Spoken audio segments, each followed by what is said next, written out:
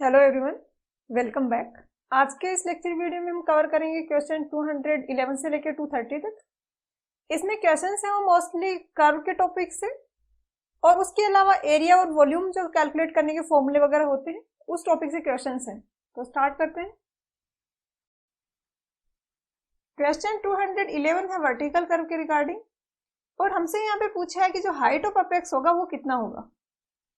Vertical curve की requirement तब होती है जब हम दो डिफरेंट ग्रेडियंट्स को कनेक्ट कर रहे हैं, जैसे कि यहाँ पे जो वर्टिकल कर्व है वो कनेक्ट कर रहा है एक ग्रेडियंट प्लस G1% को और दूसरा माइनस G2% को, और हमें कैलकुलेट करनी है अपेक्स हाइट। जैसे कि ये वर्टिकल कर्व है, इधर जो स्लोप था वो प्लस का G1 था, वर्टिकल कर्व के एंड में यहाँ पे जो स्लोप है ये माइनस का G2 है, और ये जो है ये वर्टिकल कर्व है, ये पैराबोलिक होता है। क्वेश्चन में हमसे अपेक्स हाइट पूछी है। अपेक्स हाइट होती है ये वाली डिस्टेंस, जो नीचे वाली जो हॉरिजॉन्टल लाइन है उससे लेके जो कर्व का टॉप पॉइंट है उसके बीच की डिस्टेंस को बोला जाता है अपेक्स हाइट। ये एक वर्टिकल कर्व है जो कि पैराबोलिक है। वैसे तो जब हम पैराबोला की इक्वेशन लिखते हैं तो हम y और x के फॉर्म में लिखते हैं, जैसे ये वाला ऑर्डिनेट x है और ये y है, तो हम इनके बीच में रिलेशन लिखते हैं। बट हमें अभी चाहिए x और जो PQ वाली डिस्टेंस है उसके बीच में रिलेशन। इस पॉइंट की अगर बात करें तो ये वर्टिकल डिस्टेंस और ये वाली डिस्टेंस, ये डिस्टेंसेस हमें कैलकुलेट करनी है। तो एक फॉर्मूला होता है जो कि इस वाली डिस्टेंस के फॉर्म में होता है, इसको h से रिप्रेजेंट करते हैं। और जो सिंपल वर्टिकल जो पैराबोलिक कर्व का जो फॉर्मूला है उसी को हमने थोड़ा सा मॉडिफाई कर दिया है और अपनी कन्वीनियंस के अकॉर्डिंग हमने उसको h और x में रिलेशन लिख दिया है, और ये इक्वेशन बनती है h is equal to cx square. c यहाँ पे एक कांस्टेंट है जो कि अननोन है, वो पहले हमें पता करना पड़ेगा, फिर किसी भी पॉइंट पे हम इक्वेशन लगा के वहां के लिए h की वैल्यू कैलकुलेट कर सकते हैं। इस इक्वेशन में बाउंड्री कंडीशंस की अगर बात करें तो इस वाले पॉइंट पे तो h भी 0 है, x भी 0 है। इस वाले पॉइंट की अगर बात करें तो यहाँ पे अगर हम h की वैल्यू कैलकुलेट कर पाए तो इस वाले पॉइंट के लिए x की वैल्यू l हो जाएगी। l टोटल लेंथ है वर्टिकल कर्व की, तो अगर h पता हो तो हम c कैलकुलेट कर सकते हैं, और h हम यहाँ पे ज्योमेट्री की प्रॉपर्टीज लगा के कैलकुलेट कर सकते हैं। पैराबोलिक कर्व की एक प्रॉपर्टी होती है कि टोटल डिस्टेंस अगर l है और ये अपेक्स है तो ये वाली डिस्टेंस भी l/2 होगी, और जो लेफ्ट हैंड साइड वाली जो डिस्टेंस है ओरिजिन से वो भी l/2 होगी। इस प्रॉपर्टी से हमें पता है कि AE जो डिस्टेंस है वो l/2 है। अब ऊपर वाला जो ट्राइंगल बन रहा है ADE, इस ट्राइंगल में हमें इस लाइन का स्लोप पता है, AE हमें पता है l/2 है, तो हम DE कैलकुलेट कर सकते हैं easily. tan theta is equal to DE upon AE, और अगर tan थीटा कम है तो हम उसको थीटा भी लिख सकते हैं, और जो हमें स्लोप गिवन है यहाँ पे कि 100 में G1 है, तो DE यहाँ पे आ जाएगा G1 अपॉन 100, परसेंटेज में हम फ्रैक्शंस में कन्वर्ट कर रहे हैं, इनटू l/2, तो ये DE आ गया। जब हम EB कैलकुलेट कर रहे हैं तो उस केस में हमें यहाँ पे माइनस लगाना पड़ेगा, क्योंकि G2 जो है वो माइनस में आएगा। G2 की स्लोप की जो वैल्यू होगी वो -3%, -4% कुछ इस टाइप से होगी। तो अगर हम वहां पे वो रखेंगे तो फिर ये दोनों प्लस हो जाएंगी, जो कि अरिथमेटिक सम ही हमें करना है। लेकिन अगर हम यहाँ पे प्लस लिख देते हैं तो फिर हम माइनस में वैल्यू रखेंगे तो ये माइनस हो जाएगा, जबकि एक्चुअल में तो हमें इन दोनों डिस्टेंसेस को ऐड करना है, तो इसलिए यहाँ पे माइनस लगाया है। तो h की वैल्यू आ गई, इसको सोल्व करेंगे तो G1 minus G2 upon 200 into l, और x की वैल्यू यहाँ पे l है, तो हम ये वैल्यूज इसमें रखेंगे और यहाँ से c की वैल्यू कैलकुलेट कर लेंगे। तो ये वैल्यू पुट करने पर c की वैल्यू जो आएगी वो आएगी G1 minus G2 upon 200 multiply by l। h इस इक्वेशन में हमने h की जगह वैल्यू पुट करी, x की जगह l पुट किया, तो c की वैल्यू ये आ गई। अब c की वैल्यू हमने इक्वेशन में पुट कर दी तो हमारी इक्वेशन बन गई कि h is equal to G1 minus G2 upon 200 into l, जो कि c की वैल्यू है, multiply by x square. Apex वाला पॉइंट है उसके लिए x की वैल्यू है l/2, तो उसके लिए हमें एच कैलकुलेट करना है, तो हमने एक्स की वैल्यू यहाँ पे पुट कर दी L/2। L/2 का स्क्वायर हो जाएगा क्योंकि एक्स का स्क्वायर है। इससे फिर जो मिड अपेक्स वाला पॉइंट है उस पर अगर हम एच कैलकुलेट कर रहे हैं, इसको एच ए से रिप्रेजेंट कर देती हूँ ताकि कंफ्यूजन ना हो। एच ए अपेक्स वाले के लिए है और ये वाला बी के लिए था। तो यहाँ पे ये आ गया हमारी वैल्यू, ये आ जाएगा G1 minus G2 into L/800। अब क्वेश्चन में हमें गिवन है, यहाँ पे मेंशन किया हुआ है कि L is equal to 2L है। जो वर्टिकल कर्व की लेंथ है जिसको हम L ले रहे थे अभी तक, हमारे क्वेश्चन में वो 2L है। तो यहाँ पे L की जगह अब हम 2L लिखेंगे, 2 और स्मॉल l। तो ये आ जाएगा G1 minus G2 into 2L। तो 2L से 800 से कैंसिल करेंगे तो 400 बच जाएगा, और जो हमारी इक्वेशन बनेगी फाइनल जो एक्सप्रेशन आएगा एच का वो ये आ जाएगा। अब ये आई है जो अपेक्स पॉइंट है पैराबोला का, उसकी स्टार्टिंग वाली टेंजेंट से डिस्टेंस, जबकि क्वेश्चन में जो हमसे वो पूछी है जो नीचे वाली हॉरिजॉन्टल लाइन है ये वाली, इसकी अपेक्स से ये वाली डिस्टेंस क्वेश्चन में हमसे पूछी है, और हमने जो कैलकुलेट की है वो ये वाली डिस्टेंस है। बट जैसा कि डायग्राम में दिख रहा है ये दोनों डिस्टेंसेज हैं वो इक्वल है, तो जितनी ऊपर वाली डिस्टेंस है उतनी नीचे वाली डिस्टेंस होगी। तो ये सेम ही जो h है वो ही e के इक्वल हो जाएगा। अपेक्स हाइट इक्वल आ गई G1 minus G2 into L/400 के। अब देखते हैं हम ऑप्शंस क्या क्या गिवन है। ये वाला ऑप्शन है, ये तो यूनिट वाइज ही सही नहीं है तो ये तो कैंसिल हो गया। इन दो ऑप्शन में अगर हम देखें तो एक हमें और रिलेशन पता है कि s है वो 2L के इक्वल है। ये क्वेश्चन में मेंशन किया हुआ है कि side distance s is equal to length of the vertical curve 2L। तो इसमें अगर हम s की जगह 2L लिखते हैं तो ये एक्सप्रेशन बनेगा 2L/400 G1 माइनस G2। तो ये भी सही हो सकता है। इस वाले में अगर हम रखते हैं यहाँ पे G1 माइनस G2, s की जगह 2L का स्क्वायर अपॉन 1600 इंटू L।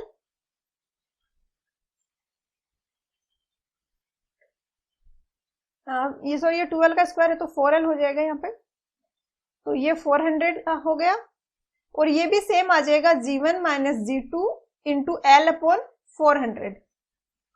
तो जो s की जो हमें यहाँ पे वैल्यू गिवन है 2L के इक्वल, अगर ये रखते हैं तो यहाँ पे ऑप्शन ए और सी दोनों ही करेक्ट हो रहे हैं। आंसर के में ऑप्शन सी गिवन है, बट जो यहाँ पे लिखा हुआ है एग्जैक्टली उसके अकॉर्डिंग ये दोनों ही सही होंगे।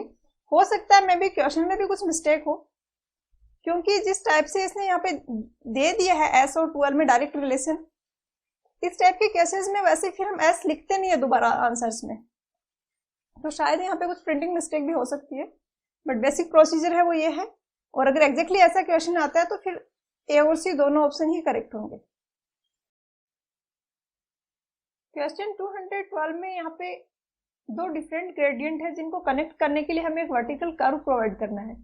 एक ग्रेडियंट है 0.8%, दूसरा है -0.7%। टोटल चेंज ऑफ ग्रेडियंट जो होगा G1 माइनस G2 वो हम कैलकुलेट करेंगे, उतना हमें ग्रेडियंट में चेंज करवाना है। ये है 0.8% माइनस का 0.7, ये आ जाएगा 1.5 इन परसेंटेज।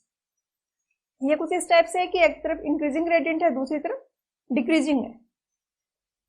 अब जो कर्व प्रोवाइड करना है उसकी लेंथ हमसे पूछी गई है, और हमें गिवन है कि एक 30 मीटर की चेन में चेंज ऑफ ग्रेड है वो 0.05 है। एक तो ये 0.05 है परसेंटेज में है, एक चेन में 0.05% का ग्रेडियंट चेंज होता है, टोटल हमें चेंज करवाना है 1.5% का। तो नंबर ऑफ चेन हो जाएंगे 1.5 डिवाइडेड बाई 0.05।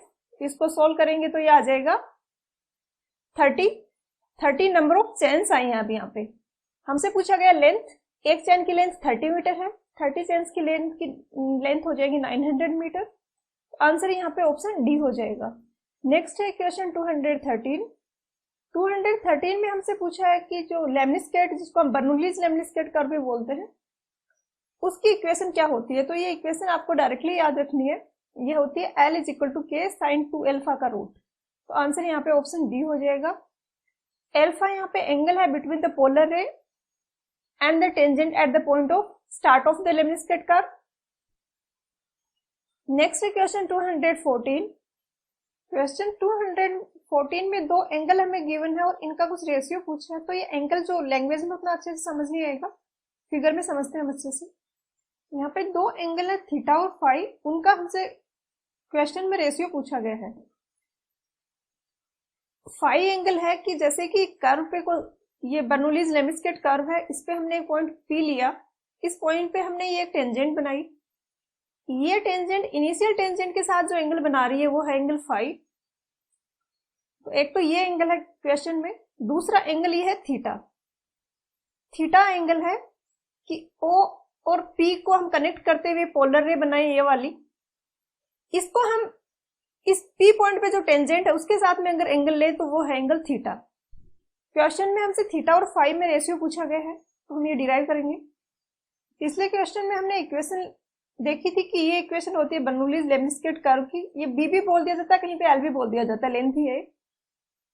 और दूसरा पोलर जो कोऑर्डिनेट्स होते हैं उनमें ये एक प्रॉपर्टीज होती है पोलर कोऑर्डिनेट्स की टर्म में, अगर इक्वेशन है और हमें स्लोप निकालना है तो टेन थीटा इक्वल होता है b into d alpha upon d b. Alpha यहाँ पे एंगल है, p पॉइंट है, इसको o से कनेक्ट करते हुए जो पोलर रे हम बना रहे हैं इसका इनिशियल टेंजेंट के साथ में जो एंगल है वो एल्फा है। इस तरीके से हम एक रिलेशन निकाल सकते हैं इसके बीच में, ये इक्वेशन आपको याद रखनी पड़ेगी। अब b की इक्वेशन हमारे पास है तो हम d b upon d alpha निकाल सकते हैं और टेन थीटा वाली इक्वेशन में वैल्यू पुट करेंगे। b को एल्फा के रेस्पेक्ट में डिफरेंशिएट करेंगे, तो पहले तो हम रूट साइन 2 एल्फा का डिफरेंशिएट करेंगे, तो रूट एक्स का डिफरेंशिएट होता है 1/2 upon root x n x raise to power n minus 1, तो n माइनस 1 का -1/2 आ जाएगा, तो नीचे आ गया और n की जगह यहाँ 1/2 है। उसके बाद साइन 2 एल्फा को डिफरेंशिएट करेंगे तो cos 2 एल्फा आएगा, फिर 2 एल्फा को अगेन डिफरेंशिएट करना पड़ेगा तो ये 2 आएगा, तो 2 से 2 कैंसिल हो गया और db बाई डी एल्फा यहाँ पे इक्वल आ गया k cos 2 alpha upon sine alpha का रूट। अब हमें ये वाली इक्वेशन और ये वाली इक्वेशन टेन थीटा वाली इक्वेशन में पुट करनी है। टेन थीटा इक्वल आ जाएगा k साइन 2 एल्फा का रूट, b की जगह हमने ये लिख दिया, और यहाँ db upon d alpha question में इसका रिवर्स है, इनवर्स है, तो डी एल्फा अपॉन db के लिए हम इसको इनवर्स करके यहाँ पे लिख देंगे, तो साइन 2 एल्फा ऊपर आ गया और cos 2 एल्फा नीचे आ गया। इसको जब हम सोल्व करेंगे k से k कैंसिल हो गया, साइन 2 एल्फा का 2 बार रूट है तो साइन 2 एल्फा हो जाएगा, sine 2 alpha upon cos 2 alpha, तो यहां से हमारे पास आ गया कि tan theta is equal to tan 2 alpha. जो रिलेशन आया वो है theta is equal to 2 alpha. हमें रिलेशन निकालना है थीटा और फाई में, और हमें इन दोनों का रेशियो लेना है। फिर यहाँ पे जो मैंने एक ट्राइंगल शो किया है ओ पी और P1 के बीच में जो ट्राइंगल बन रहा है यहाँ पे, उस ट्राइंगल के एंगल्स अगर देखें तो ये अल्फा है, ये थीटा है, तो ये वाला एंगल होगा ये पाई माइनस फाइव होगा, ये एंगल हो जाएगा पाई माइनस फाइव, और तीनों एंगल्स का सम होता है वो 180 होता है। तो हम इक्वेट कर देते alpha plus theta plus pi minus five is equal to pi, pi से पाई कैंसिल हो गया, फाइव इक्वल आ गया अल्फा प्लस थीटा के, और हमने पहले से इक्वेशन लिखी हुई है कि थीटा है वो 2 एल्फा के इक्वल है, जो हमने यहाँ पे डिफरेंशिएट किया, इससे ये इक्वेशन आई। थीटा की जगह 2 एल्फा रखेंगे तो फाइव इक्वल आ जाएगा 3 एल्फा के। हमें रिलेशन चाहिए फाइव और अल्फा में नहीं, हमें फाइव और थीटा में रिलेशन चाहिए। तो फाइव और थीटा में रिलेशन निकालने के लिए अगेन हम ये ऊपर वाली इक्वेशन यूज करेंगे, तो यहाँ से अल्फा की वैल्यू हमारे पास आ जाएगी थीटा बाई 2, अल्फा को यहाँ रिप्लेस कर देंगे तो फाइव इक्वल आ जाएगा 3/2 थीटा, और क्वेश्चन में हमसे फाइव और थीटा का रेशियो पूछा है, तो five upon theta will be equal to 3/2। ज्यादा डिफिकल्ट नहीं है ये इक्वेशन, तो आपको याद रखनी ही है, इसके डायरेक्ट क्वेश्चंस भी आते हैं और भी क्वेश्चंस में यूज होगी, बस ये वाली इक्वेशन आपको याद रखनी है, उसके बाद आप इजीली डिराइव कर सकते हो, बस डायग्राम का थोड़ा सा आइडिया होना चाहिए। थोड़े स्टार्टिंग में टफ लगेंगे क्वेश्चंस आपको, बट 2-3 बार प्रैक्टिस करोगे तो काफी इजी हो जाएंगे। तो यहाँ पे आंसर हो जाएगा ऑप्शन ई, जो हमारा आया था 3/2, ये गिवन है ऑप्शन ई में। एक यहाँ पे करेक्शन है, ये स्ट्रेट यहाँ पे इसने गलत लिखा है, यहाँ पे टेंजेंट है। जो थीटा था वो एंगल किसके बीच में था, पोलर रे और टेंजेंट के बीच में एंगल था। स्ट्रेट तो नीचे वाली जो लाइन जा रही थी वो थी स्ट्रेट, नेक्स्ट है क्वेश्चन 215। क्वेश्चन 215 में पूछा है कि अगर डिफ्लेक्शन एंगल कितना होगा तो उस केस में ट्रांजिशन नहीं होगा lemniscate curve. Lemniscate curve small deflection angles के लिए ट्रांजिशन होता है, बट कितना, अगर अल्फा का पूछा है यहाँ पे पोलर डिफ्लेक्शन एंगल के रिगार्डिंग, अल्फा की वैल्यू कितनी हो जाएगी तब ये ट्रांजिशनल नहीं रहेगा।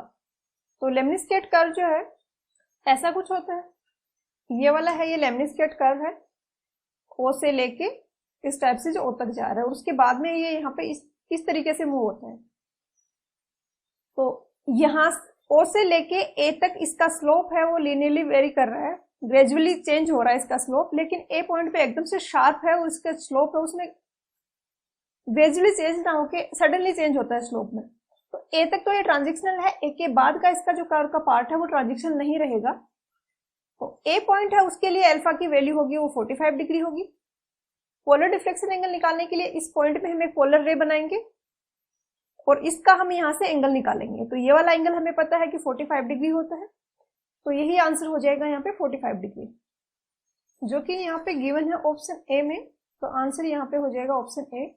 नेक्स्ट है क्वेश्चन 216 में गिवन है कि कोई लेमनिस्केट कर्व है जो कि टेंजेंट्स के बीच में through out the length transitional रहे, उसके लिए पोलर डिफ्लेक्शन एंगल जो अल्फा होता है अपेक्स वाले पॉइंट के लिए अल्फा कितना होना चाहिए। जनरली जब हम ट्रांजिशनल कर्व प्रोवाइड करते हैं तो एक ट्रांजिशनल कर्व होता है, उसके बाद एक सर्कुलर कर्व आता है, उसके बाद अगेन एक ट्रांजिशनल कर्व होता है। लेकिन काफी बार हम सर्कुलर कर्व नहीं प्रोवाइड करते हैं, उसकी रिक्वायरमेंट नहीं होती, तो एक ट्रांजिशनल कर्व प्रोवाइड किया जाता है और उसके बाद अगेन दूसरा ट्रांजिशनल कर्व प्रोवाइड किया जाता है। और इस टाइप का केस जहां भी बनता है हम वहां पे बर्नौलीज लेमनिस्केट कर्व को प्रेफर करते हैं।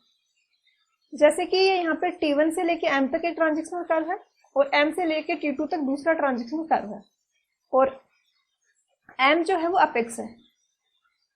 क्वेश्चन में हमसे पूछा है अपेक्स का डिफ्लेक्शन एंगल, तो अपेक्स को हम T1 से मिलाते हुए जो यहाँ पे पोलर रे बना रहे हैं, इसका इनिशियल वाली जो टेंजेंट थी वो ये है, स्टार्टिंग वाले पॉइंट पे जो टेंजेंट थी वो ये टेंजेंट है, इसके और पोलर रे के बीच का एंगल होता है एंगल ऑफ डिफ्लेक्शन, तो ये होगा अल्फा, अल्फा एन।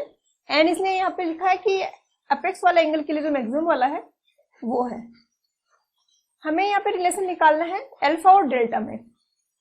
डेल्टा होता है एंगल ऑफ डिफ्लेक्शन, ये वाला एंगल, अगर ये वाला एंगल डेल्टा है तो ये अंदर का एंगल है, ये होगा पाई माइनस डेल्टा, और एम से हमने ये जो वी में कनेक्ट किया है तो दोनों साइड ये सिमेट्रिक है, दोनों ट्राइंगल, ये ट्रांजिशन कर्व की भी दोनों साइड लेंथ सेम है, ये सारी की सारी डायमेंशन इसके अबाउट है वो सिमेट्रिक है। तो ये वाला एंगल भी इसका पाई माइनस डेल्टा का हाफ होगा और ये भी हाफ होगा, क्योंकि दोनों मिलके पाई माइनस डेल्टा है और दोनों एंगल है वो इक्वल है। तो ये एंगल आ गया हमारे पास 90 माइनस डेल्टा बाई 2 एक साइड का, जो यहाँ पे मार्क किया हुआ 90 माइनस डेल्टा बाई 2। अब अगर हम ट्राइंगल वी ए एम को कंसिडर करें तो फाई जो होगा, अभी सिर्फ फाई देखना आपने, 3 अल्फा छोड़ो, फाई जो होगा ये इक्वल होगा डेल्टा बाई 2 के, क्योंकि ये वाला एंगल 90 है, ये वाला 90 माइनस डेल्टा बाई 2 है। तो ये तीनों एंगल हैं जो ट्राइंगल के वी ए एम ट्राइंगल के तीनों एंगल्स का सम होगा वो 180 होगा। ये 90 है तो इस वाले एंगल का और इस वाले एंगल का सम होगा वो 90 होगा। ये 90 माइनस डेल्टा बाई 2 है तो ये डेल्टा बाई 2 होगा। तो हमें यहाँ पे इक्वेशन मिल गई कि फाई इक्वल होगा डेल्टा बाई 2 के। दूसरी एक इक्वेशन होती है कि फाई इक्वल होता है 3 अल्फा के। ये इक्वेशन हमने पहले डिराइव की है, ये क्वेश्चन नंबर 213 में इसको डिराइव किया गया है। आप अगर या तो डायरेक्टली याद रख लो या फिर आपको इसका डेरिवेशन चाहिए तो क्वेश्चन नंबर 213 को देख लें। अब हमें रिलेशन निकालना है वो अल्फा और डेल्टा में निकालना है। तो phi is equal to 3 alpha वाले इक्वेशन से हमारे पास अल्फा आ जाएगा, वो आ जाएगा 5/3, और ये जो हमने ट्राइंगल लिया था ये और ये तीनों साइड मिला के जो ट्राइंगल बन रहा था, इस ट्राइंगल से हमारे पास आया था phi is equal to delta by 2। तो फाई की जगह हम लिख देंगे डेल्टा बाई 2, अल्फा आ जाएगा डेल्टा बाई 6, और यही हमसे क्वेश्चन में पूछा है जो कि यहाँ पे गिवन है ऑप्शन ई में। तो आंसर यहाँ पे ऑप्शन ई हो जाएगा डेल्टा बाई 6। नेक्स्ट है क्वेश्चन 217। क्वेश्चन 217 में यहाँ पे डिफरेंट इंस्ट्रूमेंट्स गिवन है सर्वे के, और हमसे पूछा गया है कि कहीं पे कोई प्लॉटेड मैप में कोई इरेगुलर फिगर है, उसका एरिया निकालने के लिए हम कौन से इंस्ट्रूमेंट की हेल्प लेंगे। तो ये 5 इंस्ट्रूमेंट यहाँ पे गिवन है। इनमें एरिया मेजर करने का एक इंस्ट्रूमेंट है प्लेनीमीटर। आंसर यहाँ पे ऑप्शन डी हो जाएगा। बट आपको बाकी का भी पता होना चाहिए इंस्ट्रूमेंट्स का। पेंटाग्राफ है वो किसी फिगर को एप्रोप्रिएट स्केल के अकॉर्डिंग एनलार्ज करने या फिर स्मॉल करने के काम में आता है। जैसे कोई स्मॉल फिगर है, आप लेंथ विड्थ वगैरह सेम रेशियो रखते हुए बड़ा फिगर अगर बनाना चाहते हो तो वो पेंटाग्राफ की हेल्प से बन जाएगा। सेक्सटेंट है, ये एक इंस्ट्रूमेंट है जो कि एंगल मेजर करने के काम में आता है। क्लिनोमीटर भी किन्हीं दो लाइन के बीच का एंगल या फिर किसी लाइन का स्लोप मेजर करने के काम में आता है। और ऑप्टिकल स्क्वायर है, ये हम यूज करते हैं कहीं पे हमें परपेंडिकुलर ऑफसेट करने हो तो उसके लिए। तो आंसर यहाँ पे ऑप्शन डी हो गया। नेक्स्ट है क्वेश्चन 218। क्वेश्चन 200 काफी इजी है। इसमें मिस्टेक तब हो सकती है जब आपने पूरे ऑप्शन पढ़े नहीं है। ऐसा एग्जाम में होता है काफी बार, जैसे कि फर्स्ट ऑप्शन देखा कि हाँ एरिया का फॉर्मूला तो ये होता है और आपने टिक कर दिया। अगर बाकी फॉर्मूले आपको नहीं भी पता है तो इस वाले फॉर्मूले का जरूर पता होगा कि ये फॉर्मूला है एरिया कैलकुलेट करने के लिए होता है। ये दोनों फॉर्मूले भी हम डिराइव कर लेते हैं। जैसे कि एक ट्राइंगल है, एच इसकी हाइट है और AC है वो इसका बेस है। A के सामने वाली साइड स्मॉल है, C के सामने वाली C और B के सामने वाली साइड हो गई B। अब अगर हमें ये वाला फॉर्मूला लिखना है BA sin C वाला, जो A वाली साइड है हम उसके दो डायरेक्शन में किसी परपेंडिकुलर डायरेक्शन में कंपोनेंट ले सकते हैं। जैसे कि ये A वाली साइड है, एक हम इस डायरेक्शन में इसका कंपोनेंट ले लें, दूसरा कंपोनेंट इसका इस डायरेक्शन में ले लें। ये वाला एंगल हमें पता है, तो जिस साइड एंगल बना रहा है वो A cos C हो जाएगा, दूसरी साइड वाला है वो A sin C हो जाएगा। अब हमें पता है A sin C है वो इक्वल होगा H के, दिख रहा है डायग्राम में। तो अब अगर एरिया का फॉर्मूला लिखें तो ये हो जाएगा 1/2 B, ये बेस हो गया, और हाइट की जगह हम लिख सकते हैं A sin C। तो इस तरीके से ये वाला फॉर्मूला भी करेक्ट है, और सेम इसी तरीके से आप ये वाला फॉर्मूला भी डिराइव कर सकते हो। तो यहाँ पे आंसर हो जाएगा option E, all of the above. Question 219 में गिवन है कि कोई एक चेन है जिसमें कि कुछ एरर है, और हमने उस चेन की हेल्प से एरिया मेजर कर लिया। उस मेजर्ड एरिया की हेल्प से हम एक्यूरेट एरिया कैसे कैलकुलेट करें, इसका फॉर्मूला पूछा गया है। तो चाहे तो आप ये फॉर्मूला डायरेक्टली याद रख सकते हो, लेकिन अगर आपको कंफ्यूजन होता है और फॉर्मूला याद रखने में दिक्कत होती है तो आप थोड़ा सा समझ लोगे तो आसान हो जाएगा। जैसे कि कोई चेन है जिसकी एक्चुअल जो नॉमिनल लेंथ है वो 30 मीटर है, बट टेम्परेचर डिक्रीज होने के कारण वो सिकुड़ गई, उसकी लेंथ हो गई वो 25 मीटर हो गई। इतनी ज्यादा एरर वैसे एक्चुअल में होती नहीं है, हम जस्ट ये एग्जांपल ले रहे हैं समझने के पर्पज से। अब जैसे कि ग्राउंड में कोई लेंथ थी जो कि एक्चुअल में थी 50 मीटर, हमने उसको इस एरर वाली चेन की हेल्प से मेजर किया, और इस 50 मीटर में हमने 2 बार चेन को कंप्लीटली 2 बार ये चेन यूज की। तो हम बोलेंगे कि इसकी जो लेंथ है वो है, जो ग्राउंड में डिस्टेंस है वो है 60 मीटर। हम जो एक्चुअल में लेंथ थी 50 मीटर उसको हम 60 मीटर बता रहे हैं। मतलब अगर चेन की लेंथ कम हो रही है तो हमारी मेजर्ड डिस्टेंस है वो ज्यादा आ रही है। इससे हमें एक चीज पता चल रही है कि मेजर्ड डिस्टेंस और चेन की लेंथ है वो इनवर्सली प्रोपोर्शनल है। चेन की जो लेंथ है वो इनवर्सली प्रोपोर्शनल है मेजर्ड डिस्टेंस की, या हम कह सकते हैं चेन की लेंथ इनटू मेजर्ड डिस्टेंस है वो कांस्टेंट होगा, और एक्चुअल में जो लेंथ होगी और एक्चुअल में जो डिस्टेंस होगी उनका भी मल्टीप्लिकेशन कांस्टेंट होगा और ये दोनों इक्वल होंगे।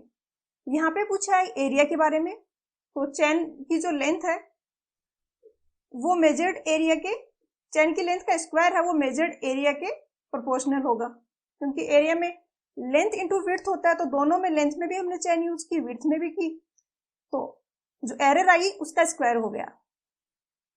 तो चेन लेंथ का square is inversely proportional to measured area. तो यहाँ से अब हम ये फॉर्मूला लिख सकते हैं, मेजर्ड एरिया को हम एरनियस चेन लेंथ या फिर जस्ट लेंथ भी बोल दिया जाता है इसको, लेंथ ऑफ चेन के स्क्वायर से मल्टीप्लाई करें तो ये कांस्टेंट होता था क्योंकि ये इनवर्सली प्रोपोर्शनल है, और ये इक्वल होगा एक्यूरेट जो एरिया होगा इनटू एक्यूरेट जो लेंथ है जो कि नॉमिनल चैन लेंथ है और इसका स्क्वायर।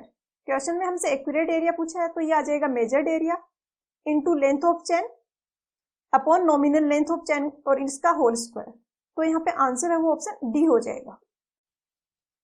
क्वेश्चन 220 है, ये सिम्पसन्स रूल के रिगार्डिंग है।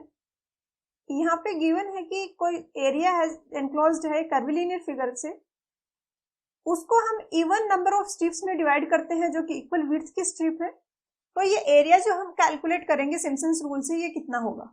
एरिया का फॉर्मूला ये होता है d/3 O1 plus ON। First और लास्ट वाली जो स्ट्रिप है वो ordinate twice of odd number वाली जो ऑर्डिनेट्स है और 4 टाइम्स ऑफ जो इवन नंबर वाली ऑर्डिनेट्स हैं। तो यहाँ पे आंसर ऑप्शन डी हो जाएगा। ये फॉर्मूला कैसे आया या फिर इसको याद कैसे रखा जाए, इसके लिए आप नेक्स्ट क्वेश्चन का सॉल्यूशन देखें।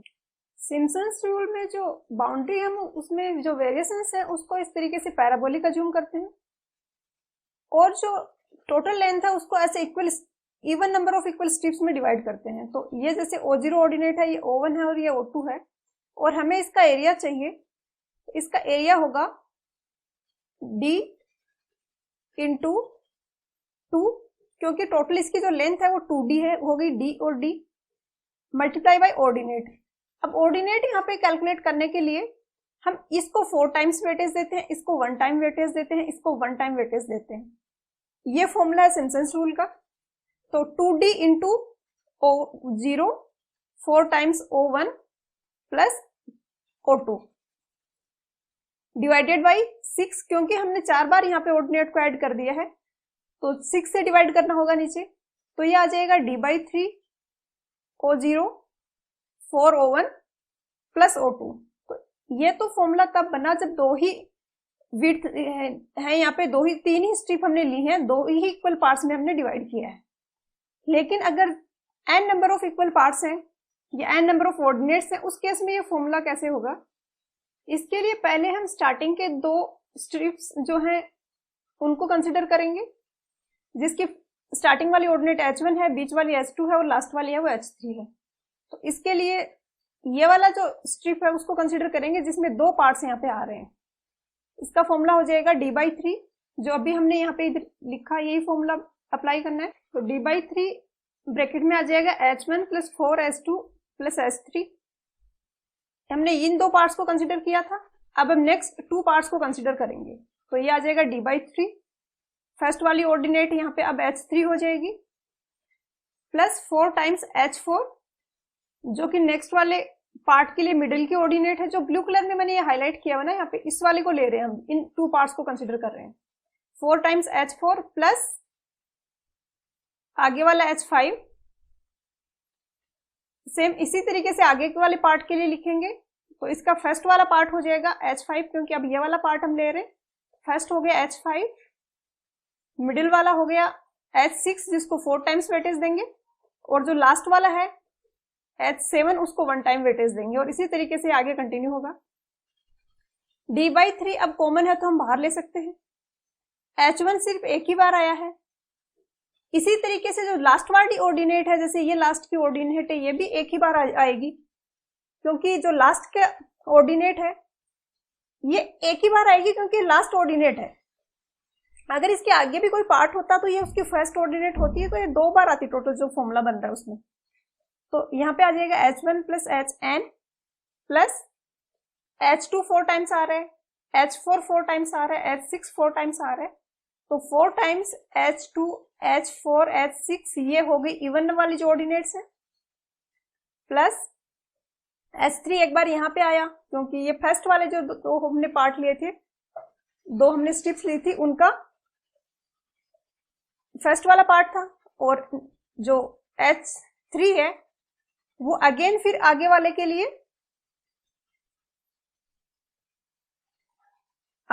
लिए फर्स्ट पार्ट था, इसके लिए H3 लास्ट पार्ट था, और इस वाले के लिए H3 फर्स्ट पार्ट था। तो H3 एक बार इसमें आया यहाँ पे, एक बार यहाँ पे आया, तो ट्वाइस H3 हो गया। इसी तरीके से H5 है वो भी 2 टाइम्स आएगा, एक बार H5 है वो यहाँ पे आया, और एक बार H5 है वो इससे अगले पार्ट में आएगा, क्योंकि H5 ये वाली ऑर्डिनेट है। तो इसमें भी आएगी एक बार और इस वाले पार्ट में भी एक बार आएगी, तो प्लस H5। तो फॉर्मूला जो बना वो D/3 फर्स्ट और last ordinate plus 4 times of even वाली जो ऑर्डिनेट्स है और 2 टाइम्स ऑफ ओड वाली जो ऑर्डिनेट्स है। इस तरीके से अगर आपको डेरिवेशन इसका पता हो कि आया कैसे फॉर्मूला, तो आपको ये कंफ्यूजन नहीं होगा कि 4 किस में आ रहा है, 2 किस में आ रहा है, और आप फटाफट से लिख भी सकते हो अगर कुछ भी कंफ्यूजन हो तो फॉर्मूला। तो ऑप्शंस में मैच करें तो यहाँ पे आंसर ऑप्शन डी हो जाएगा, D/3 फर्स्ट और लास्ट ऑर्डिनेट्स, 2 टाइम्स ऑफ जो ओड वाली ऑर्डिनेट्स है, 4 टाइम्स ऑफ जो इवन वाली ऑर्डिनेट्स है। तो आंसर हो गया ऑप्शन डी। नेक्स्ट है क्वेश्चन 221। 221 में पूछा है कि जो कहीं पे अर्थ वर्क करना है हमें, उसका जो वॉल्यूम है उसको हम कैसे कैलकुलेट कर सकते हैं। तो ये सारे फॉर्मूले ही अर्थवर्क कैलकुलेट करने के फॉर्मूले हैं, trapezoidal, end area, mean area, prismoidal. जो प्रिज्मोइडल हमने पिछले क्वेश्चन में किया वो हम एरिया के लिए कर रहे थे, सेम हम वॉल्यूम के लिए भी कर सकते हैं। तो यहाँ पे आंसर हो जाएगा वो ऑप्शन ई हो जाएगा। नेक्स्ट है क्वेश्चन 223। क्वेश्चन 223 में जो ट्रेपेजोइडल फॉर्मूला होता है वॉल्यूम कैलकुलेट करने का, उसका फॉर्मूला यहाँ पे पूछा गया है और गिवन है कि इक्वी डिस्टेंस डी पे हमने डिफरेंट जो एरिया के ऑर्डिनेट्स हैं वो ली गई हैं। तो इस केस में फॉर्मूला क्या होगा। तो ट्रेपेजोइडल का तो काफी आसान होता है फॉर्मूला लिखना, जैसे ये O0 है, O1, O2, इस तरीके से ये ऑर्डिनेट्स हैं। इस ट्रेपेजोइडल का अगर हमें एरिया निकालना है तो ये इक्वल हो जाएगा D multiply by O0 plus O1 by 2। यही होता है ट्रेपेजोइडल का फॉर्मूला। उसके बाद सेकंड वाले का निकालना है तो इसमें आ जाएगा O1 प्लस O2 बाई 2। इसी तरीके से नेक्स्ट का आ जाएगा O3 O2 plus O3 by 2, क्योंकि जब इसका ले रहे हैं तो एक ऑर्डिनेट O1 है, दूसरी O2 है।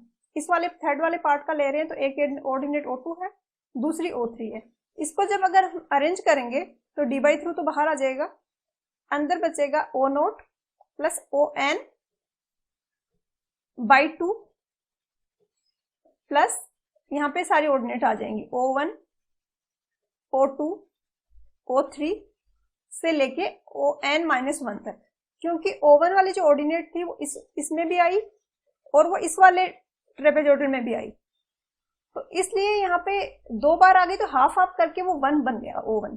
इसी तरीके से O2 बाई 2 भी एक बार यहाँ पे आया, एक बार आगे वाले में आया, तो ये 1 बन गया।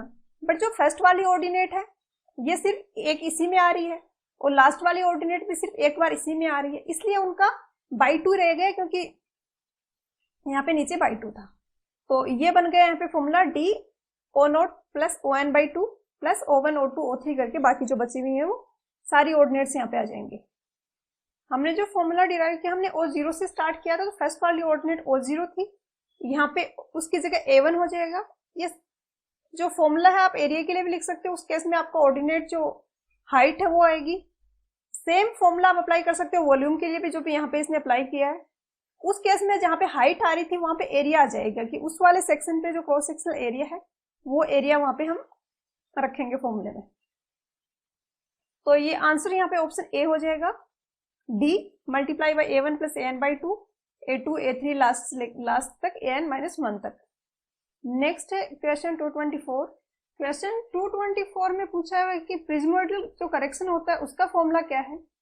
तो पहले आपको पता होना चाहिए कि प्रिज्मोइडल करेक्शन होता क्या है, और प्रिज्मोइडल करेक्शन समझने के लिए पहले हमें एंड एरिया मेथड और प्रिज्मोइडल मेथड दोनों का डिफरेंस पता होना चाहिए। एंड एरिया मेथड में हम एंड्स का जो एरिया है उसको लेते हैं और वॉल्यूम निकालने के लिए जो एंड्स का एरिया है इसका एवरेज ले लेते हैं। जैसे कि यहाँ पे क्रॉस सेक्शनल एरिया A1 है, इस वाले पॉइंट पे क्रॉस सेक्शनल एरिया है वो A2 है, तो हम एंड एरिया मेथड से A1 प्लस A2 बाई 2 को D से मल्टीप्लाई कर देते हैं। प्रिज्मोइडल फॉर्मूला है, इसी को सिम्पसन्स रूल नाम से भी जाना जाता है। इस केस में हम मिड वाली ऑर्डिनेट को 4 टाइम्स वेटेज देते हैं, एंड वाली ऑर्डिनेट्स को 1 टाइम वेटेज देते हैं और फिर हम वॉल्यूम कैलकुलेट करते हैं। प्रिज्मोइडल करेक्शन है, इन दोनों का वो वॉल्यूम की वैल्यू आएंगी उनका डिफरेंस। प्रिज्मोइडल ज्यादा एक्यूरेट है, हम वहां पे कर्व्ड मानते हैं बाउंड्री को जो अपर सरफेस है, जबकि एंड एरिया में हम इसको स्ट्रेट एज्यूम करते हैं। तो ऐसा तो होता नहीं है कि सरफेस है वो स्ट्रेट है, तो इसमें थोड़ी सी एरर आती है। तो दोनों मेथड से वॉल्यूम कैलकुलेट करने का पर जो वॉल्यूम आ रहा है उनका अगर हम डिफरेंस निकालें उसको बोला जाता है प्रिज्मोइडल करेक्शन। तो ये आप इक्वेशन मैथमेटिकली भी डिराइव कर सकते हो कि इससे वॉल्यूम निकाल लिया, तो सिम्पसन्स रूल था, इससे हमने पिछले क्वेश्चंस में पढ़ा, उनसे वॉल्यूम निकाल लिया और दोनों का डिफरेंस निकाल लिया, बट वो काफी लेंदी हो जाएगा और ऑब्जेक्टिव एग्जाम के लिए वो सही अप्रोच नहीं है। मैं आपको एक ट्रिक बता देती हूँ कि आपको फॉर्मूला कैसे आइडेंटिफाई करना है कि कौन सा करेक्ट फॉर्मूला है। एक तो डिफरेंट टर्म्स है, इनको आपको समझना है। डी तो आपको पता है, ये स्मॉल डी हमने लिया है, यही कैपिटल डी है। H1 और H2 ये हाइट है। जैसे कि एक जगह इस तरीके से सेक्शन है, ट्रेपेजोइडल सेक्शन है, तो इसकी हाइट H1 है। जैसे यहाँ पे हाइट H1 है और जो दूसरा वाला जो पॉइंट है वहां पे हाइट है वो H2 है। M है वो स्लोप है। बुक में जो आपको फॉर्मूला मिलेगा उसमें स्लोप इस तरीके से नहीं लेते हम, उसमें स्लोप हम ऐसे लेते हैं कि वर्टिकल 1 है तो हॉरिजॉन्टल है वो n है। यहाँ इसने थोड़ा सा मॉडिफाई कर दिया है, इसने वर्टिकल को m लिया और हॉरिजॉन्टल को 1 लिया है। इस केस में जो ऑप्शंस हमें गिवन है, एक तो हमें पता है कि इसकी जो यूनिट होगी वो मीटर क्यूब होगी, क्योंकि ये वॉल्यूम के करेक्शन की बात हो रही है, दो वॉल्यूम के डिफरेंसेस की बात हो रही है। तो अगर इस फॉर्मूले को देखें तो ये करेक्ट रॉन्ग हो गया, क्योंकि m तो यूनिटलेस है, d की यूनिट मीटर है, h1 माइनस h2 की यूनिट भी मीटर है, तो मीटर स्क्वायर बना तो गलत हो गया। सेम ये भी मीटर स्क्वायर बना तो ये भी गलत हो गया। यहाँ पे बन रहा है मीटर क्यूब, ये सही हो सकता है। यहाँ पे बन रहा है मीटर रेज़्ड टू पावर 4, ये भी गलत हो गया। यहाँ पे भी मीटर क्यूब बन रहा है। अब दो यहाँ पे ऐसे फॉर्मूले हैं जिनमें हमें कंफ्यूजन है। एक चीज आपको पता होनी चाहिए कि अगर जो टॉप सरफेस है वो बिल्कुल हॉरिजॉन्टल है, कि यहाँ पे भी H1 है और यहाँ पे भी H1 है, दोनों साइड जो हाइट है वो इक्वल होगी, ये एक स्पेशल केस हम ले रहे हैं, तो उस केस में आप कोई सा भी फॉर्मूला अप्लाई करो, जो आपकी वैल्यू आएगी वो सेम आएगी।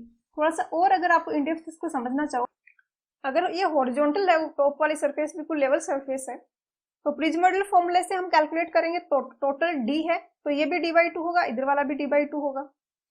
जो हमारा फॉर्मूला था उसमें d/3 हम लिखते थे और d ये वाली डिस्टेंस थी। अगर ये आपको सिम्पसन्स रूल का थोड़ा सा जानना है तो क्वेश्चन 221 देख लें जिन्होंने नहीं देखा है। तो d/2 को 1/3 से मल्टीप्लाई किया, फिर हमने फर्स्ट वाली ऑर्डिनेट लिखी, 4 टाइम्स मिडिल वाली लिखी, लास्ट वाली लिखी। फाइनल आंसर क्या आया, d × h। अगर एंड एरिया मेथड से करेंगे तो भी सेम ही आएगा। ये इन जनरल भी आपको पता होना चाहिए कि डिफरेंट फॉर्मूले से वैल्यू डिफरेंट इसलिए आती है क्योंकि जो अजम्पशंस हम ले रहे हैं वो पूरी तरीके से करेक्ट नहीं है और वेरिएशंस है वहां पे। तो अगर बिल्कुल लेवल सरफेस है तो हर एक फॉर्मूला है वो सेम वैल्यू देगा। तो हम ये कह सकते हैं कि अगर H1 बराबर H2 हो गया तो करेक्शन है वो 0 होना चाहिए, क्योंकि सेम वैल्यू प्रिज्मोइडल फॉर्मूले से हमें मिलेगी, सेम ही एंड एरिया फॉर्मूले से हमें मिलेगी। तो H1 = H2 है, उस केस में करेक्शन 0 होना चाहिए, जो कि आ रहा है इस वाले फॉर्मूले में। ई में तो नहीं आएगा, तो सी में आएगा, तो आंसर है वो ऑप्शन सी हो जाएगा। नेक्स्ट है क्वेश्चन 225। क्वेश्चन 225 में कुछ स्टेटमेंट्स हमें गिवन है यहाँ पे और करेक्ट स्टेटमेंट को फाइंड करना है। ये स्टेटमेंट है, एक मास डायग्राम होता है अर्थवर्क से रिलेटेड, उसके रिगार्डिंग है, जहां पे इस डायग्राम में हम एक्स एक्सिस में डिस्टेंस लेते हैं और वाई डायरेक्शन में वॉल्यूम ऑफ अर्थवर्क लिया जाता है मीटर क्यूब में। और ये जो ब्लू कलर की हॉरिजॉन्टल लाइन है ये शो कर रही है कि इसके ऊपर वाला जो होगा वो कट होगा और नीचे वाला जो है वहां पे फिलिंग होगी। तो ये स्टेटमेंट्स में से कुछ स्टेटमेंट्स काफी इन डेप्थ है, बट आपको इस टॉपिक में इतना डेप्थ में पढ़ने की जरूरत नहीं है, क्योंकि इस टॉपिक में रेयरली कोई क्वेश्चंस होते हैं। तो अगर इसमें क्वेश्चन होगा तो ये जो बुक में गिवन है इसी में से होगा। तो आप इन डेप्थ इस टॉपिक को पूरा पढ़ोगे, इससे अच्छा कि स्टेटमेंट्स को डायरेक्टली याद रख लो। और इस टाइप के क्वेश्चंस में वैसे भी all of the above most of the time correct होता है। जैसे कि फर्स्ट स्टेटमेंट का थोड़ा सा मैं आपको समझा देती हूँ। यहाँ पे है कि स्लोप ऑफ कर्व है वो एफसी का मतलब इस डायरेक्शन में अगर मूव कर रहे हैं तो डाउनवर्ड है तो एम्बैकमेंट को शो करेगा। एम्बैकमेंट मतलब फिलिंग। तो जैसे यहाँ पे डाउनवर्ड है स्लोप ऑफ कर्व, तो ये यहाँ पे फिलिंग होती है। अगर यहाँ की बात करें तो यहाँ अपवर्ड है तो यहाँ पे कटिंग होगी। यहाँ पे जैसे गिवन है कि मैक्सिमम ऑर्डिनेट और जो नेक्स्ट मैक्सिमम ऑर्डिनेट है उनके बीच की जो वर्टिकल डिस्टेंस है वो वॉल्यूम ऑफ एम्बैकमेंट को रिप्रेजेंट करती है। तो ये वाली एक्सेस है, इस पे हम वॉल्यूम ऑफ एम्बैकमेंट ही ले रहे हैं। तो अगर कहीं पे भी इस कर्व में हम वर्टिकल डिस्टेंसेस लेते हैं तो वो वॉल्यूम ही होगा, वो एम्बैंकमेंट का भी हो सकता है, वो कटिंग का भी हो सकता है। तो इस तरीके से आप याद रख सकते हो। आंसर यहाँ पे ऑप्शन ई होगा। ज्यादा डेप्थ में आपको फिर पूरा टॉपिक अच्छे से समझना पड़ेगा कि कैसे हम सारी चीजें कैलकुलेट करते हैं, और आई थिंक उतना करना रिक्वायर्ड नहीं है इस टॉपिक के लिए पर्टिकुलर। क्वेश्चन 226 काफी अच्छा और कंसेप्चुअल क्वेश्चन है, और इससे आपको रेंजिंग के डायरेक्ट और इनडायरेक्ट दोनों मेथड ही अच्छे से क्लियर हो जाएंगे। जैसे कि कोई दो पॉइंट हैं ए और बी, वो एक दूसरे से विजिबल हैं, और हमें ए और बी की डिस्टेंस चेन या टेप से मेजर करनी है। तो हमें ए और बी के बीच में बिल्कुल स्ट्रेट चेन या टेप लगानी होगी। तो ये स्ट्रेट हो चेन और टेप, इसके लिए हम एक रेंजिंग रोड की हेल्प लेते हैं, जिसको रेंजिंग बोला जाता है इस प्रोसीजर को, कि हमने एक रेंजिंग रोड यहाँ है, दूसरी यहाँ रखी और तीसरी यहाँ रखी। ए पे जो पर्सन है वो बीच वाले पर्सन को कुछ इस तरीके से डायरेक्ट करेगा कि वो बिल्कुल बीच में आ जाएगी। जो ये वाली रेंजिंग रोड है, यहाँ पे वो पर्सन खुद है, ये वाली रेंजिंग रोड उसे दिख रही है। तो अगर ये स्ट्रेट लाइन में नहीं है तो कुछ ऐसा दिखेगा कि यहाँ पे है ये सी बीच वाला जो है। तो यहाँ वाला पर्सन इसको डायरेक्ट करेगा कि वो इधर शिफ्ट हो और यहाँ पे आ जाओ। अब उसको बिल्कुल ये वाली रेंजिंग रोड, ये वाली रेंजिंग रोड और खुद के पास जो रेंजिंग रोड है, वो तीनों एकदम स्ट्रेट लाइन में दिख रही है। मतलब अब वो स्ट्रेट लाइन सेट हो चुकी है। अब हम इसके अलोंग यहाँ पे चेन या टेप रख सकते हैं मेजर करने के लिए। ये होता है डायरेक्ट रेंजिंग। लेकिन कभी कभी सिनेरियो ऐसा होता है, जो टोपोग्राफी वो ऐसी है कि ए से आपको बी विजिबल ही नहीं है, तो आप कैसे रेंजिंग करोगे? तो इस केस में हम दो बीच के स्टेशंस लेते हैं, जैसे कि ए और बी दो पॉइंट है, इनके बीच में यहाँ पे ए से बी विजिबल नहीं और बी से ए विजिबल नहीं है, बीच में इस तरीके से कोई पहाड़ सा कुछ आ रहा है। तो दो पर्सन्स को हम अब रेंजिंग रोड देंगे। एक को हम यहाँ पे, अब ये वाला फिगर नहीं देखना, इस वाले पे फोकस करो। एक को हमने यहाँ पे जैसे रखा M1 पे, और दूसरे को हमने N1 पे रखा। अब ए वाले को तो दिख नहीं रहा है बी की, वो बीच वाले को डायरेक्ट कर दे कि भाई हाँ वो स्ट्रेट लाइन में आ जाए, और तीनों रेंजिंग रोड है वो भी बिल्कुल स्ट्रेट लाइन में हो। बट M और N हम इस तरीके से चूज करेंगे कि M पे जो पर्सन है उसको ये भी दिखे और उसको ये भी दिखे, N पे जो पर्सन है उसको M भी दिखे और उसको B भी दिखे। अब इनिशियली तो ये स्ट्रेट लाइन में तो होंगे नहीं। फॉर एग्जांपल M1 यहाँ पे था, N1 यहाँ पे था। अब इनडायरेक्ट रेंजिंग का प्रोसेस स्टार्ट होगा। M1 पर्सन का काम है कि वो N2 को इस तरीके से गाइड करे कि B, N2 और M1 तीनों एक स्ट्रेट लाइन बनाए। तो B तो अपनी जगह पोजीशन फिक्स है, यहाँ पे कोई रेंजिंग रोड लेके है कोई पर्सन, यहाँ वाला पर्सन है, इसको डायरेक्ट करना है। तो इसको हमने इधर शिफ्ट करवाया कि इस स्ट्रेट लाइन में आ जाओ। बट अभी भी स्ट्रेट लाइन में तो आई नहीं है, M1 और N2 दोनों इस लाइन पे आने चाहिए थे। अब N2 वाला वो सेम काम रिपीट करेगा। N2 यहाँ पे है, अब वो M को डायरेक्ट करेगा कि M है वो A और N2 को कनेक्ट करने वाली लाइन पे यहाँ पे शिफ्ट हो जाए। थोड़ा थोड़ा हम क्लोज जा रहे हैं स्ट्रेट लाइन के। सेम इसी तरीके से हम प्रोसीजर रिपीट करते रहेंगे। अब M2 यहाँ आने के बाद N2 को शिफ्ट करने की बारी है। M2 है वो डायरेक्ट करेगा, और वो N2 पे जो पर्सन है उसको डायरेक्ट करेगा कि वो B और M2 के बिल्कुल बीच में आ जाएगी, ये तीनों स्ट्रेट लाइन बनाए। इस तरीके से बार बार करते करते एक बार ऐसी सिचुएशन आएगी कि M से अगर M देख रहा है तो उसको N, B और वो खुद स्ट्रेट लाइन में दिख रहे हैं, और जो N पे पर्सन है उसको N, M और A तीनों स्ट्रेट लाइन में दिख रहे हैं। मतलब अब रेंजिंग है वो कंप्लीट हो चुकी है। क्वेश्चन काफी सिंपल है, हमसे सिर्फ इतना पूछा है कि कितनी रेंजिंग रोड हम यूज करेंगे। तो दो, एक तो M के पास होगी, एक N के पास होगी, एक A के पास होगी, एक B के पास होगी।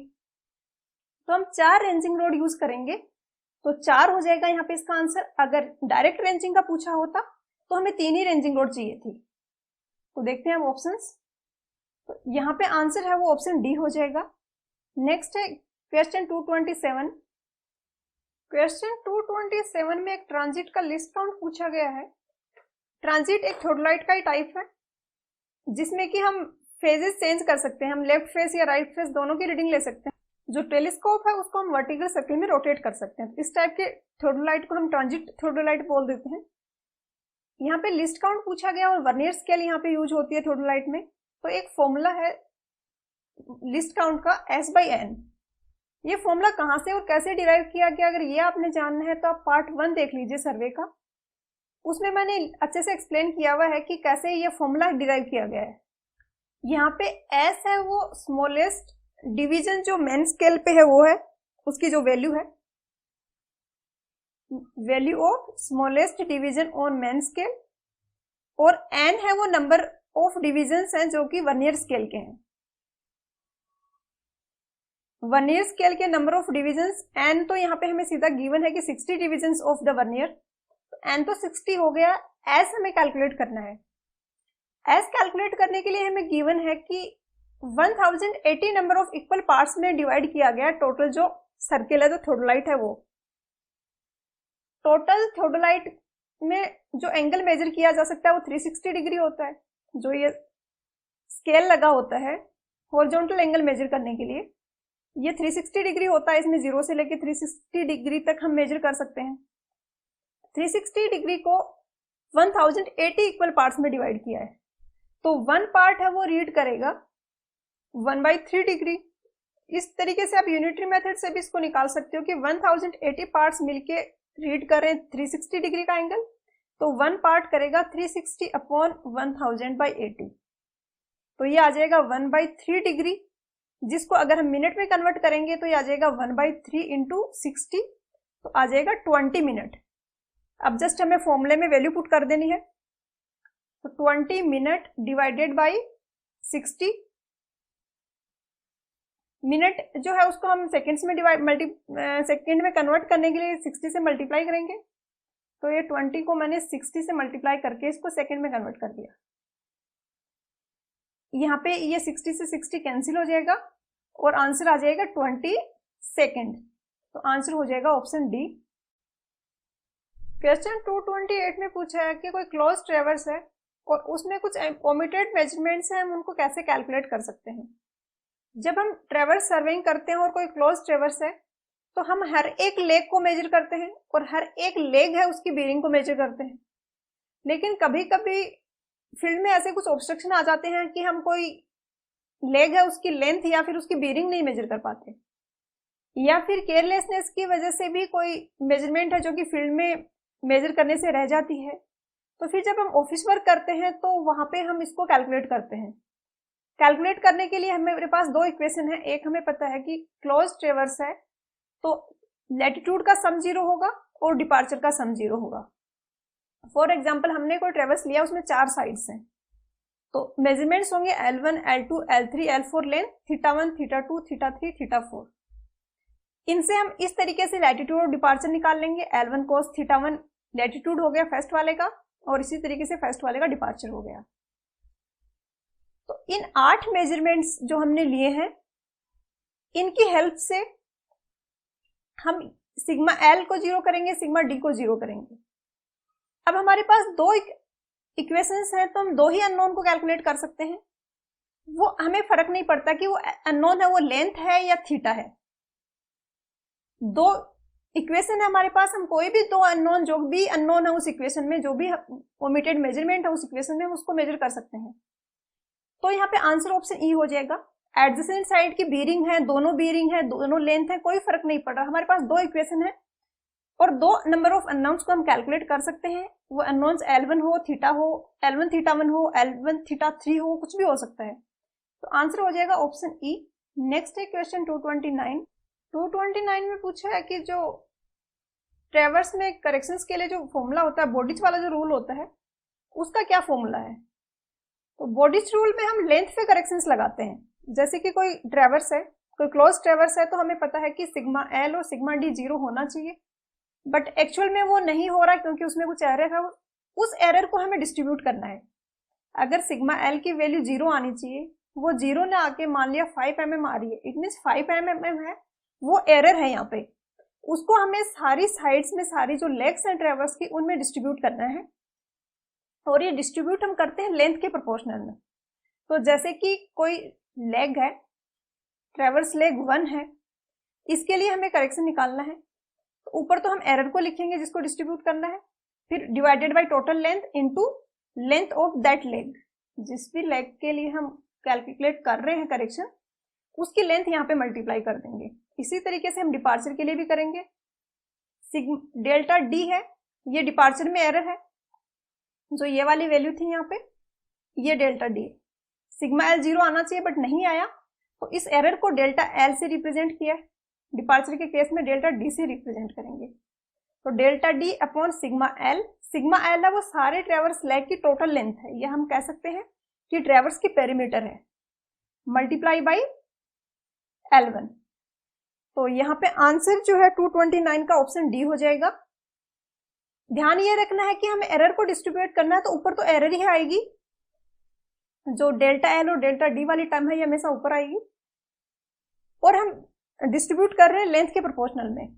यहाँ हमने सिग्मा एल से रिप्रेजेंट किया है टोटल लेंथ को, क्वेश्चन में इसने कुछ और सिंबल ले लिया, इसने एल से रिप्रेजेंट कर दिया जो टोटल लेंथ या पेरीमीटर है, तो इसने सिग्मा एल की जगह यहाँ पे एल लिख दिया। तो आपको कंसेप्ट पता होना चाहिए, सिंबल तो कुछ भी यूज कर सकते हैं अपने अकॉर्डिंग।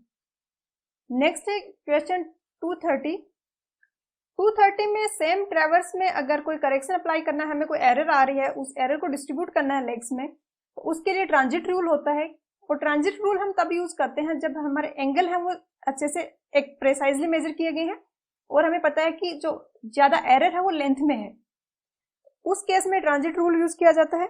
और ट्रांजिट रूल का जो फॉर्मूला है कैलकुलेट करने का करेक्शन, वो ये है, जो लेटीट्यूड में करेक्शन अगर निकालना है हमें तो वो होगा एरर, जो कि यहाँ पे इसने सिंबल यूज किया है dx। तो dx मल्टीप्लाई बाई जिस भी लेग के लिए हम करेक्शन निकाल रहे हैं उसका लेटीट्यूड जो इसने स्मॉल l से रिप्रेजेंट किया है, तो l हो जाएगा अपॉन lt, जो कि आर्थमेटिक सम ऑफ लेटीट्यूड्स है। आर्थमेटिक सम ऑफ लेटीट्यूड मतलब हमें साइन को कोई वेटेज नहीं देना है, हमें जस्ट वैल्यू को ऐड करना है। जब हम सिग्मा एल निकाल रहे हैं करेक्ट जो एरर है, उस टाइम हम साइन के साथ में लेटीट्यूड्स को ऐड कर रहे हैं, जो कुछ प्लस के होंगे कुछ माइनस के होंगे। लेकिन एलटी जब हम कैलकुलेट करते हैं तो हम सीधा वैल्यूज को सम करते हैं, साइन को कोई भी वेटेज नहीं देते हैं। तो ये नीचे एलटी को इसने रिप्रेजेंट किया है आर्थमेटिक सम ऑफ सिग्मा एलएटी, तो ये आ जाएगा नीचे सिग्मा एलएटी, जो कि यहाँ पे गिवन है ऑप्शन ए में, तो आंसर हो जाएगा ऑप्शन ए। ध्यान इतना सा रखना है कि बॉडिस रूल में हम लेंथ पे करेक्शन लगा रहे हैं, तो लेंथ के प्रोपोर्शनल में हम करेक्शन लगा रहे हैं, तो जो एरर है उसको लेंथ ऑफ दैट लेग जिस पे करेक्शन लगा रहे हैं डिवाइडेड बाय टोटल लेंथ से मल्टीप्लाई कर रहे हैं। जबकि ट्रांजिट रूल में हम लैटिट्यूड और डिपार्चर पे करेक्शन लगा रहे हैं, तो उस केस में जो एरर है उसको हम मल्टीप्लाई करेंगे। एरर हमेशा ऊपर आएगी क्योंकि एरर को हम डिस्ट्रीब्यूट कर रहे हैं किसी एक प्रोपोर्शन में, और वो प्रोपोर्शन ट्रांजिट रूल के केस में होता है कि किसी भी लेग का latitude upon arithmetic sum of all the legs, latitude of all the legs. तो यहाँ पे आंसर ऑप्शन ए हो जाएगा। आज के लेक्चर वीडियो में इतना ही। पढ़ाई करते रहिए, एग्जाम स्टार्ट होने वाले हैं। All the very best.